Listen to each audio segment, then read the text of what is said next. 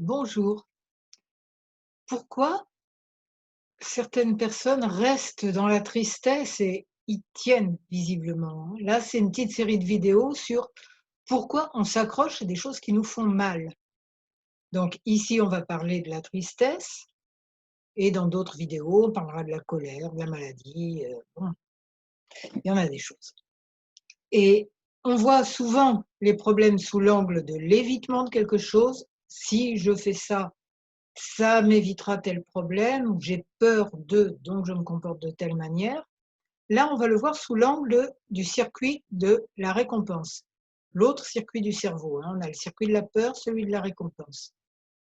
Et en quoi notre inconscient peut nous récompenser d'être triste et maintenir la tristesse dans un espoir de récompense.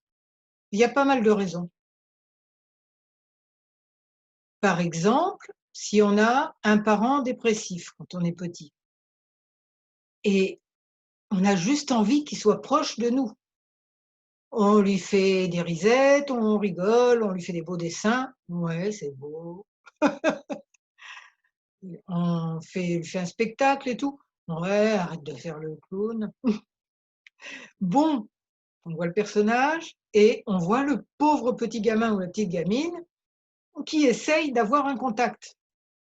Ben, comment elle va avoir un contact? Ben, en étant triste aussi. Et là, OK, on dérange pas maman, donc ça, on évite de déranger maman, mais on est récompensé parce qu'on est tellement gentille d'être dépressive comme elle. En plus, quand on grandit dans ce circuit-là, dans ce fonctionnement-là, on devient ado, on se sent grande parce que on est dépressive comme maman. Bonjour les dégâts quand même. Et quand on est adulte, eh ben, des parties de nous sont restées la petite fille ou la petite ado qui veut être dépressive comme maman parce que là, on se sent bien avec elle et on se sent gentille ou gentil de faire tant d'efforts pour se rapprocher d'elle. D'accord? Autre raison d'être triste, on s'en doute, les deuils interminables. Pourquoi n'arrive pas à sortir d'un deuil? Souvent parce qu'on a l'impression qu'on n'aime pas assez la personne si on s'autorise à être joyeux, à être heureux. Donc on se sent quelqu'un de très bien, donc on se shoot au deuil interminable, enfin une partie de nous, hein, et c'est dit sans aucun jugement, bien sûr. C'est juste pour que les gens qui se croient obligés de maintenir la tristesse parce qu'ils ont perdu quelqu'un qu'ils aiment, que les gens qui se croient obligés de maintenir cette tristesse arrêtent ça. Ça sert à rien ni à personne et pas du tout à la personne décédée qui, là-haut, mais ça, on ne l'a pas appris étant petit la plupart du temps. La personne décédée, là-haut, elle se dit: «Mais flûte, j'aimerais tellement qu'elle soit heureuse, quoi». Vous voyez l'idée? Donc on n'aide personne, sans parler de l'entourage, à qui on va au mieux passer, comme une maladie, contagieuse, passer un deuil interminable, une tristesse interminable. On peut aussi se sentir quelqu'un de bien, de respectable, d'adulte, si on si on est triste, quoi. Ça fait bien, ça fait sérieux. On s'éclate pas, on est quelqu'un de sérieux. «Waouh, je suis quelqu'un de super, je fais la gueule». Oh, pas moi, hein, j'aime pas. Donc un petit peu de FT pour, déprogrammer ça, on va dire un peu la même chose, mais cette fois-ci, de faire les gestes de FT va s'adresser à votre cerveau émotionnel, plus directement. Sinon là, on a parlé au cortex, hein, à la partie du cerveau qui a besoin d'un raisonnement logique. Quelquefois, ce raisonnement-là, on le fait pas toujours.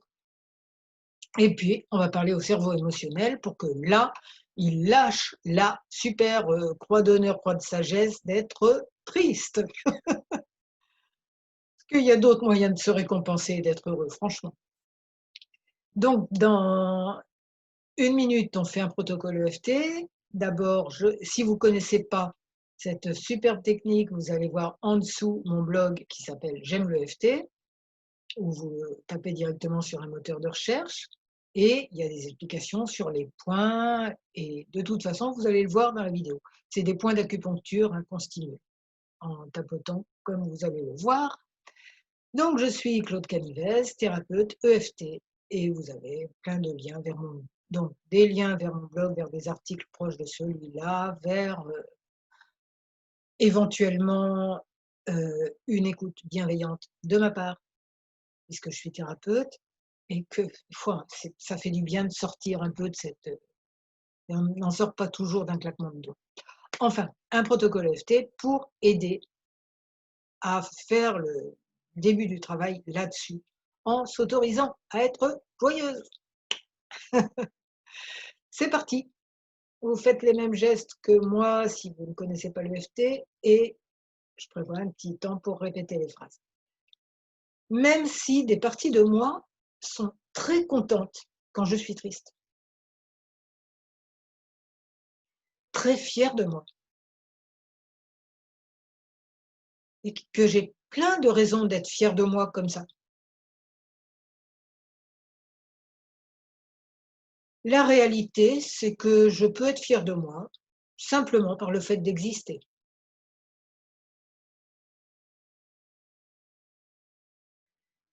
Et que je peux être fière de ce qui me rend heureuse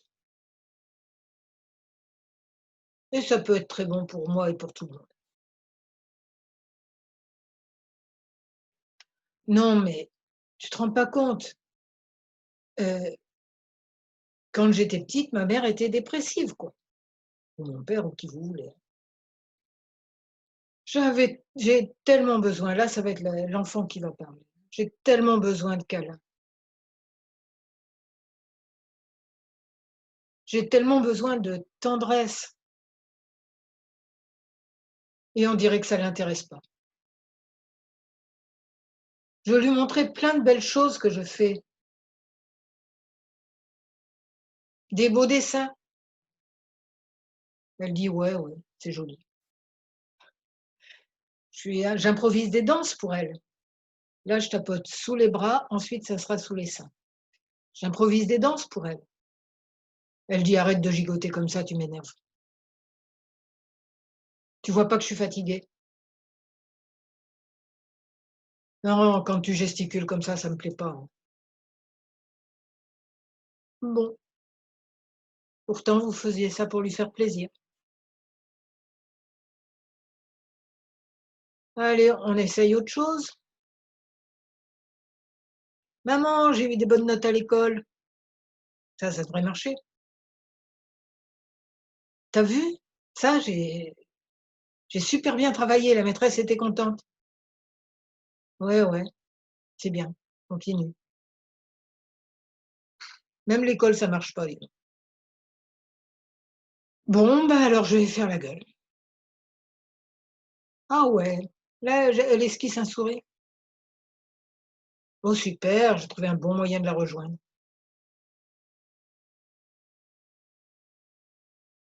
Je lui raconte mes misères. Ah oui, là, elle compatit. Là, on est proches. Ah, c'est super. Bon, bah, je sais comment continuer alors.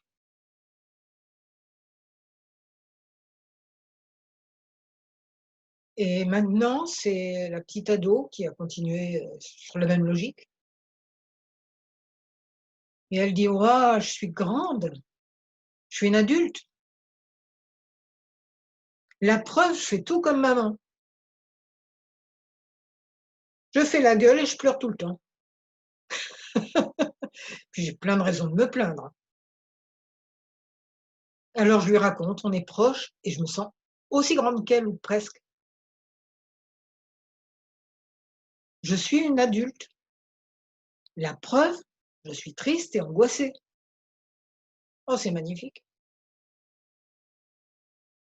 Bon, peut-être qu'on peut aider toutes ces parties de peut-être je peux aider toutes ces parties de moi à me déprogrammer. Parce que franchement, je suis pas obligée de garder tout ça. OK, maman était dépressive quand j'étais petite.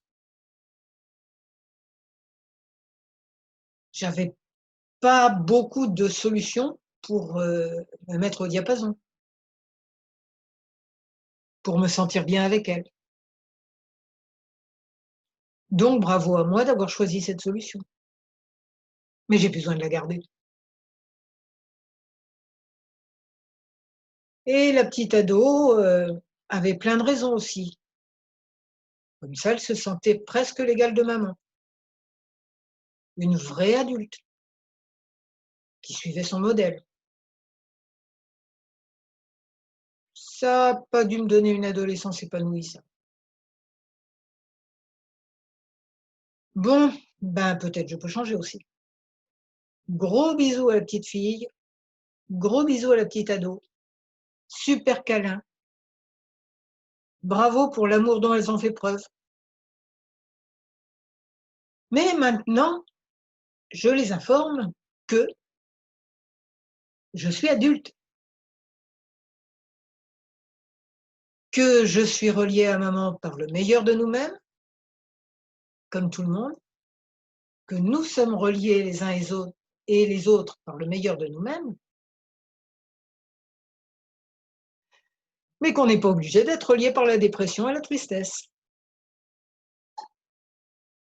Et je sais maintenant que plus je suis rayonnante, plus ça aide autour de moi, au moins ceux qui veulent en bénéficient.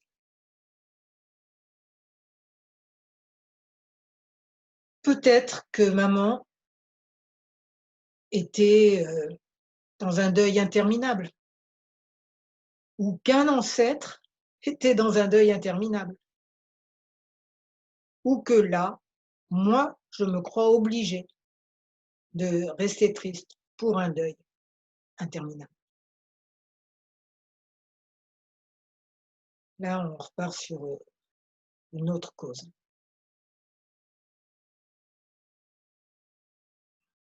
Il ou elle est monté là-haut,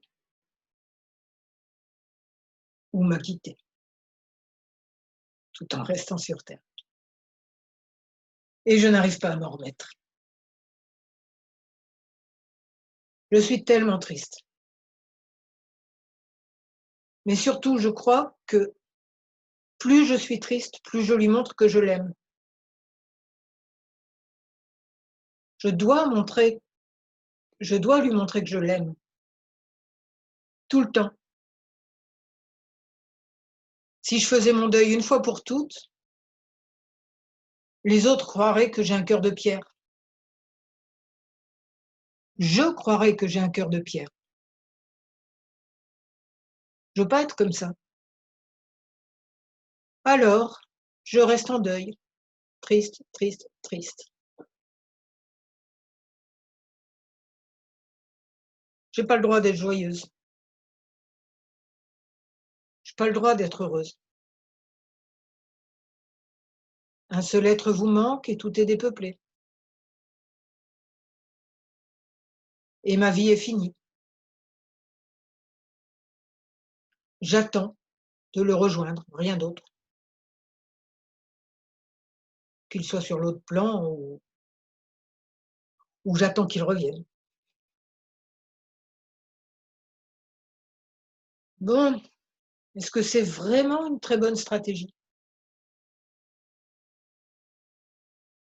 Est-ce que c'est vraiment une très bonne manière de montrer aux gens qu'on les aime, en étant triste tout le temps? Est-ce que quand moi je partirai de l'autre côté, j'aurais envie que tous les gens que j'aime fassent une énorme dépression? Une dépression interminable? Toute leur vie? Pour me montrer qu'ils m'aiment? Qu'ils m'aimaient? J'aurais envie de ça, moi. Ça voudrait dire que je les aime pas beaucoup, hein, ou que j'ai un sacré problème. Quand je serai de l'autre côté, j'aurais juste envie qu'ils gardent des bons souvenirs de moi, mais qu'ils soient heureux. Donc pourquoi ceux qui sont partis souhaiteraient que moi, je reste triste? Je crois pas qu'ils étaient inhumains à ce point, sinon je les aimerais pas autant. Peut-être je peux m'autoriser à être heureuse. Peut-être. Ça ne les fera pas revenir, d'accord, mais au moins je continuerai à vivre. Ça peut être une bonne idée.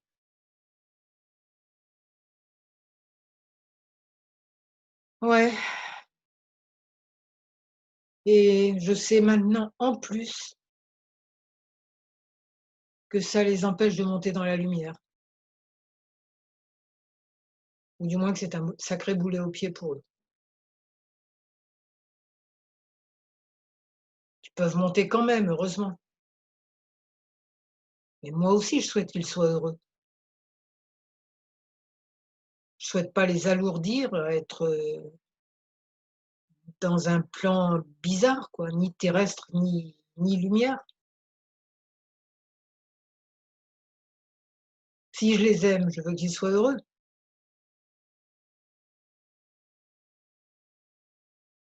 On est toujours reliés de toute façon. On est reliés par le meilleur de nous-mêmes et on n'est pas du tout obligé d'être reliés par la tristesse, les larmes, la dépression. Ça n'aide personne. Bon, donc quoi qu'il en soit, parents dépressifs, deuil pas fait et cetera, je choisis d'être heureuse parce que c'est bien meilleur pour moi, pour commencer, mais aussi franchement pour mon entourage, pour mes enfants, pour mes descendants, parce qu'une tristesse qui se propage de génération en génération, c'est pas utile et c'est bénéfique aussi, mon bonheur est bénéfique aussi à tous les êtres. Voilà, j'espère que ça vous aura aidé à vous donner le droit d'être heureux, heureuse, parce qu'on n'est pas sur terre pour pleurer toute la journée. Vraiment, vraiment. On a tellement de choses à découvrir en nous-mêmes, dans la vie. J'ai mis le temps à m'en apercevoir. Le FT, ça m'a vraiment aidé pour ça. Et voilà, donc si vous avez aimé cette vidéo, si elle vous a fait du bien, vous mettez un j'aime, vous inscrivez à ma chaîne YouTube et à la newsletter de mon blog qui s'appelle J'aime le FT. Alors je vous souhaite d'être heureux, heureuse, joyeuse, rayonnant, rayonnante, etc. Beaucoup de bonheur et je vous remercie.